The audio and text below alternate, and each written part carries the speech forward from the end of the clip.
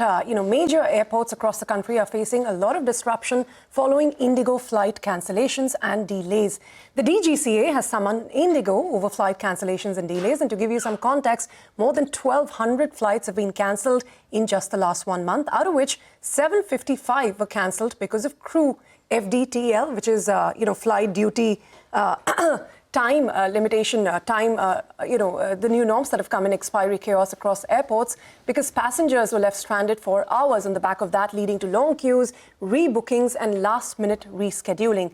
Now, Captain M.R. Wadia, who's the founder president of the Federation of Indian Pilots, is joining us now on the show. Captain Wadia, thank you so much, for being here. How do you assess the current situation at IndiGo? Is it a, manpower management failure, or is there a deeper issue here with pilot fatigue that perhaps plagues the wider industry, not just IndiGo? It's not only affecting IndiGo, it affects all the airlines. And there's a very significant fact that most people are not aware of. That is the safety comes first. The flight and duty time limitation, the DGCA has constantly played around with these figures. These flight and duty time limitations are not mandated by DGCA. There are research done on the subject on daytime flying, nighttime flying, and the FDTL is mandated by various international organizations. Here, unfortunately, in India, very often the commercial aspects takes over or supersedes safety. Flight and duty time limitations are not for the benefit of pilots, not for the luxury or relaxation, but it is essential to safety of flights. Therefore, this cannot be meddled with. And if today the pilots are not available because of FDTL, it is perfectly okay. You cannot compromise on these figures at all. So that no one is to be blamed for that. So what happens next, Captain Wadia? Because, on the one hand, there are a lot of passengers who need to get to places. On the other, there are airports which are bursting with people outside. And then there is a fair amount of uncertainty. The DGCA has been asking for clarifications. And then there is this issue that we're talking about. How does this... Very good question. Just repeat that question in your own mind again. What most people are bothered about is inconvenience to the passengers, inconvenience to the flights, inconvenience to the airports. But do you consider the safety comes first? And any amount of inconvenience cannot proceed or take over mandated issues of flight and duty time limitations. So safety cannot be compromised under any circumstances. So if airports are crowded, the passengers are delayed, they have difficulties, there are ways to circumvent these problems by inducting more people if required, having sufficient crew and aircrafts available so that the flight and duty time limitations cannot and should not be compromised at all. But were they being compromised? I'm just trying to figure out because there hasn't really been any incident, etc., right? Oh, yes. Many incidents also. And some airlines, when pilots have asked the airlines that they're compromising on flight and duty time limitations and insisted on safety, those pilots have been even sacked from the airlines. There are enough evidence. Don't ask me for details because that's not necessary, but that is an absolute fact. Pilots have been sacked, engineers have been sacked, many crew who have pointed out the faults or pointed out safety compromises that the airlines do have actually been sacked. That is the important part of it. You cannot compromise on safety.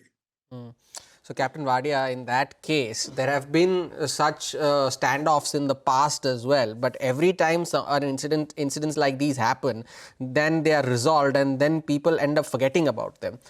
What needs to be done to ensure that this does not happen in the future? Because at the end of the day, the pilots and the airlines continue to squabble, but it is the end passenger that ends up suffering.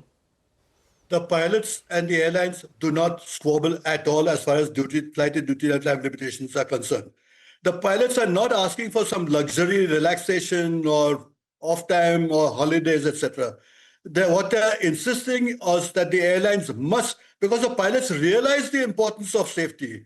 Most of the DGCA people as well as the government do not realize the importance of safety. Please understand, Today, the DGCA has a few technical people, but some years back, when I started this Federation of Indian Pilots, can you believe it? The DGCA did not have even one aviator in the whole office of the DGCA.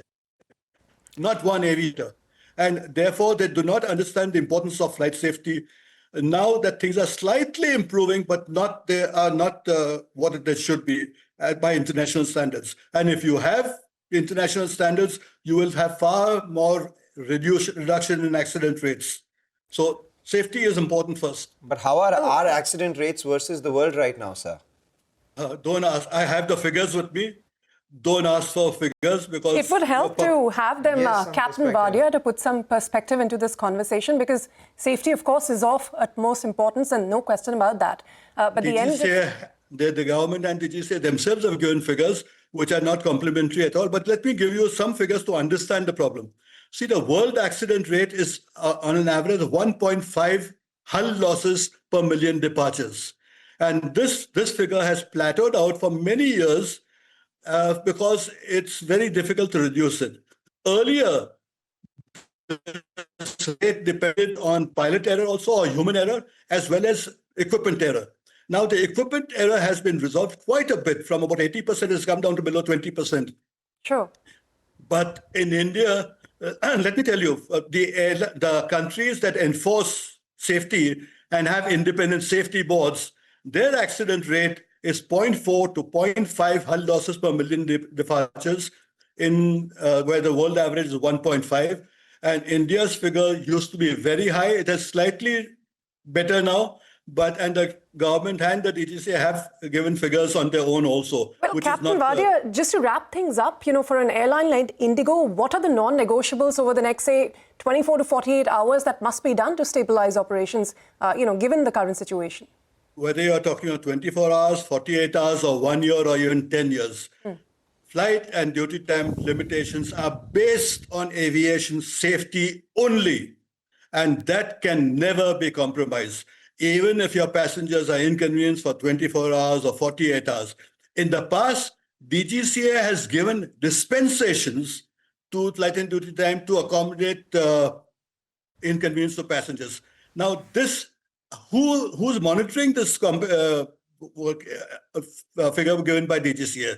And DGCA is not authorized to exceed this flight and duty time limitations, whereas they make their own laws, own rules, and say, okay, this is the flight and duty time limitation in India.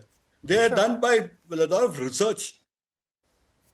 Captain Wadia, thank you so much for sparing time and joining us to shed light on this important issue currently plaguing the aviation sector in the country, with chaos across airports, with flights being cancelled by the dozen. Take a short break and of putting the focus on the crypto markets on the other side. Manisha Gupta joins in.